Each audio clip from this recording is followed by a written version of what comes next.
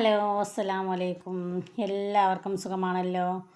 അപ്പോൾ ഇത്തവണ പെരുന്നാൾ ഞാൻ തയ്യാറാക്കിയിട്ടുണ്ടായിരുന്നൊരു അടിപൊളി വെറൈറ്റി ആയിട്ടുള്ള സ്പെഷ്യലായിട്ടുള്ള ചിക്കൻ ഫ്രൈൻ്റെ റെസിപ്പിയുമായിട്ടാണ് ഞാൻ നിങ്ങളുടെ മുമ്പിലേക്ക് എത്തിയിരിക്കുന്നത്. എന്നാൽ ഇനി നമുക്ക് എങ്ങനെയാണ് ചിക്കൻ ഫ്രൈ തയ്യാറാക്കുന്നത് എന്ന് നോക്കാം. ആദ്യം നമുക്ക് ചിക്കൻ ഒന്ന് മാഗ്നേറ്റ് ചെയ്തെടുക്കാം. അതിനു വേണ്ടി ഒരു മിക്സിയുടെ ജാറിലേക്ക് ഒരു 20 വെളുത്തുള്ളി അല്ലി, ചെറിയ കഷ്ണം ഇഞ്ചി, 2-3 പച്ചമുളക്, കുറച്ച് കറിവേപ്പില, ഒരു പിടി മല്ലിയില, പുതിനയില എന്നിവ ചേർത്ത് കൊടുത്തതിന് ശേഷം ചെറുതായിട്ടൊന്ന് ക്രഷ് ചെയ്തെടുക്കാം. ഇനി നമുക്ക് കഴുകി വൃത്തിയാക്കി വെച്ച ചിക്കനിലേക്ക് ചതച്ചെടുത്ത് ഈ മസാല ചേർത്ത് കൊടുക്കുക. പിന്നെ ഇതിലേക്ക് 1 ടീസ്പൂൺ മഞ്ഞൾപ്പൊടി, 1 ടീസ്പൂൺ കുരുമുളക് പൊടി, 1 ടീസ്പൂൺ മല്ലിപ്പൊടി,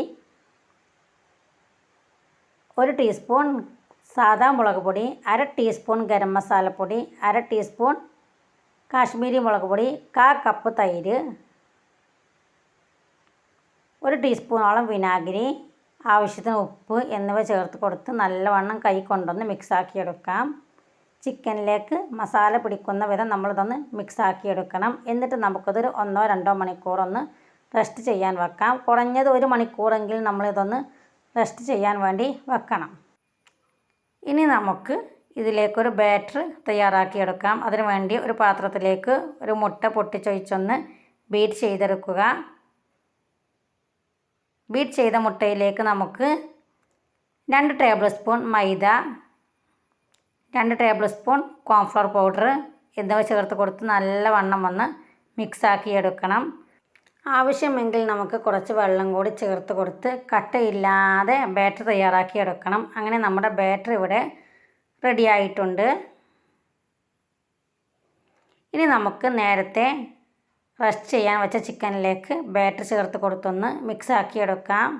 ബാറ്റർ ചേർത്ത് കൊടുത്തതിന് ശേഷം പിന്നെ നമുക്ക് ഈ ചിക്കൻ റെസ്റ്റ് ചെയ്യാൻ വെക്കേണ്ട ആവശ്യമില്ല. ഇനി നമുക്ക് ഈ ചിക്കൻ തിളച്ച എണ്ണയിലേക്ക് ഇട്ട് കൊടുത്തൊന്ന് ഫ്രൈ ചെയ്തെടുക്കാം.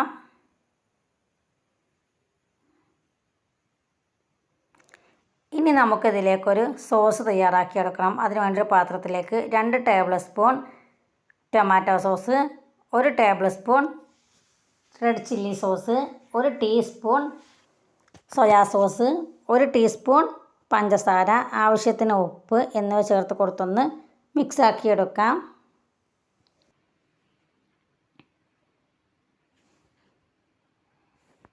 അങ്ങനെ നമ്മുടെ ചിക്കൻ മുഴുവനായിട്ട് ഞാനിവിടെ ഫ്രൈ ചെയ്തെടുത്തിട്ടുണ്ട്. ഇനി നമുക്കൊരു ചട്ടി അടുപ്പത്തേക്ക് വെച്ച് അതിലേക്ക് കുറച്ച് വെളിച്ചെണ്ണ ഒഴിച്ച് കൊടുക്കുക. അതിനുശേഷം നമുക്കതിലേക്കൊരു 10 വെളുത്തുള്ളിയും 2-3 പച്ചമുളക് അരിഞ്ഞതും കൂടി ചേർത്ത് കൊടുത്തൊന്ന് വഴറ്റിയെടുക്കുക. കുറച്ച് കറിവേപ്പിലയും കൂടി ചേർത്ത് കൊടുത്തൊന്ന് വഴറ്റിയെടുക്കാം. വെളുത്തുള്ളിയും പച്ചമുളകും കറിവേപ്പിലയും ഒക്കെ വഴന്നതിന് ശേഷം നമുക്കതിലേക്ക് നേരത്തെ തയ്യാറാക്കി വെച്ച സോസ് ചേർത്ത് കൊടുത്തൊന്ന് ഇളക്കി യോജിപ്പിച്ച് കൊടുക്കാം. ആവശ്യമെങ്കിൽ നമുക്കതിലേക്ക് കുറച്ച് റെഡ് കളറും കൂടി ചേർത്ത് കൊടുക്കാം. സോസ് ചേർത്ത് കൊടുത്തതിന് ശേഷം നമുക്കിതൊന്ന് ഇളക്കി യോജിപ്പിച്ചെടുക്കുക. അതിനുശേഷം നമുക്കിതിലേക്ക് നേരത്തെ ഫ്രൈ ചെയ്ത് മാറ്റി വെച്ച ചിക്കൻ ചേർത്ത് കൊടുത്തൊന്ന് മിക്സാക്കിയെടുക്കണം.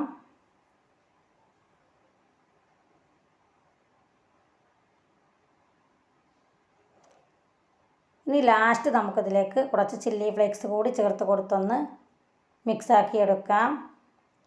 സോസും ചില്ലി ഫ്ലേക്സും ഒക്കെ ചിക്കനിലേക്ക് പിടിക്കുന്ന വിധം നമ്മളിതൊന്ന് മിക്സാക്കിയെടുക്കണം. അങ്ങനെ നമ്മുടെ ടേസ്റ്റി ആയിട്ടുള്ള വെറൈറ്റി ആയിട്ടുള്ള സ്പെഷ്യലായിട്ടുള്ള ചിക്കൻ ഫ്രൈ ഇവിടെ റെഡി ആയിട്ടുണ്ട്. ഈ ചിക്കൻ ഫ്രൈൻ്റെ രുചി പറഞ്ഞറിയിക്കാൻ പറ്റില്ല. ഇത് കഴിച്ച് നോക്കുക തന്നെ വേണം. അത്രക്കധികം ടേസ്റ്റിയാണ്. ഇതൊരു വേറൊരു ലെവലാണ് ഈ ചിക്കൻ ഫ്രൈ. ഒരിക്കലെങ്കിലും നിങ്ങൾ ചിക്കൻ വാങ്ങുമ്പോൾ ഇതുപോലെ ഒന്ന് തയ്യാറാക്കി നോക്കൊണ്ടു. വളരെയധികം ടേസ്റ്റിയാണെന്ന് പറഞ്ഞാൽ പോലെ സൂപ്പറാണ്, പൊളിയാണ്, പൊപ്പൊളിയാണ്. അപ്പോൾ നിങ്ങൾക്ക് എല്ലാവർക്കും എൻ്റെ ഈ റെസിപ്പി ഇഷ്ടമായെങ്കിൽ ലൈക്ക് ചെയ്യാനും ഷെയർ ചെയ്യാനും നിങ്ങളുടെ അഭിപ്രായങ്ങൾ കമൻറ്റിലൂടെ അറിയിക്കാനും മറക്കരുത്. അപ്പോൾ നമുക്ക് അടുത്ത വീഡിയോ ആയിട്ട് വീണ്ടും കാണാം. ബൈ.